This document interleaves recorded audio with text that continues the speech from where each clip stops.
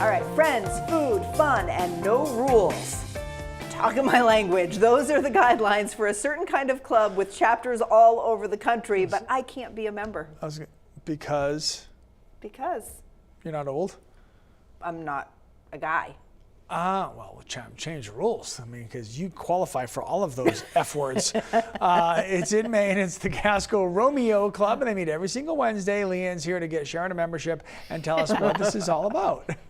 Yeah, so Romeo actually stands for Retired Old Men Eating Out. Sharon, I think you could just go if you really wanted to.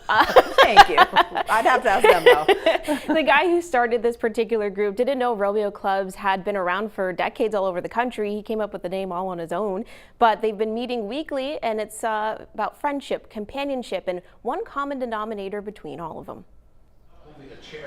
Every Wednesday morning, this group meets at Top of the Hill Grill in Casco.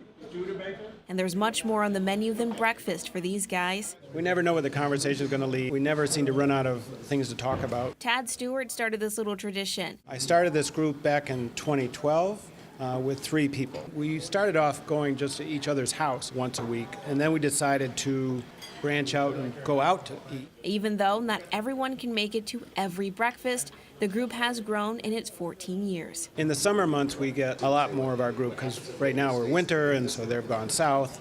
But we grow to about 11 people. They share laughs and stories. Everybody here has some very interesting careers, so there are times when, like our Navy commander, our submarine commander has something to say that he can talk about. This gentleman has done a lot of businesses in the year, lived in South America, so there's a lot of interesting stories. And one thing that all these guys have in common is at some point they all lived here on Watkins Shores Road in Casco. And even though some have moved to other parts of Maine, it's this road right here that connects them all. Getting to know each of the different people better, because we all came to the street from different places, and so we all get to know each other a little bit differently. And while there is some poking fun at one another, they're also fostering companionship. To be honest, these guys are pretty special. That lasts a lifetime. I look forward to years and years of us meeting together.